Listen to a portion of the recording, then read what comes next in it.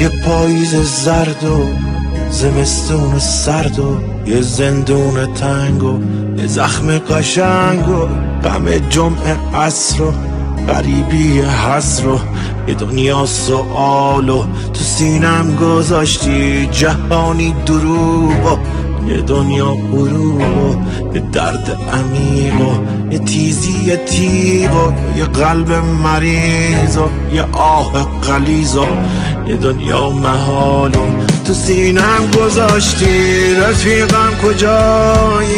دقیقا کجایی؟ کجایی تو بی من کجایی؟ رفیقم کجایی؟ دقیقا کجایی؟ کجایی تو بی من کجایی؟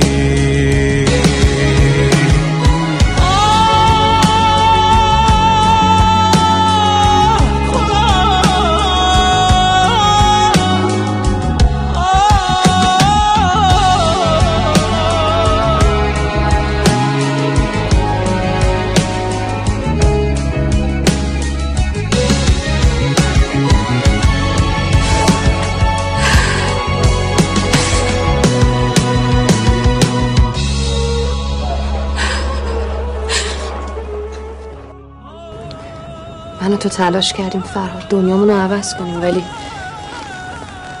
این دنیاست که داره ما رو عوض میکنه. من همیشون باختم شهرزاد، نمیتونم تو رو ببازم. همیشه اونجوری نمیشه که ما منتظرشیم. سعی کن دیگه به من فکر نکنی، منم میخوام همین کار بکنم.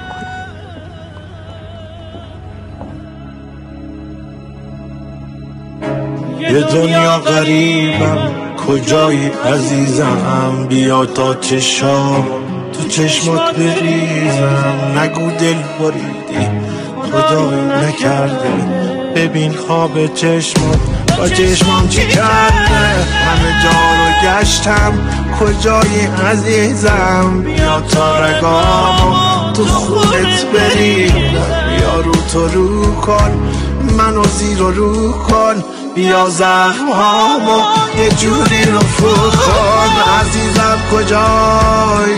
دقیقا کجایی؟ کجایی تو بی من کجایی؟ عزیزم کجایی؟ دقیقا کجایی؟ کجایی تو بی من کجایی؟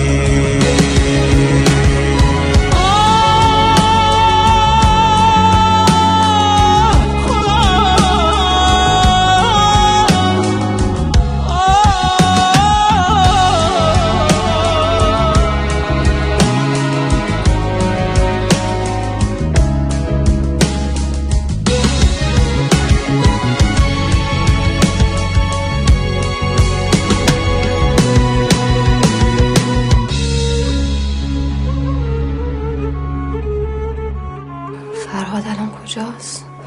چی کار داره میکنه؟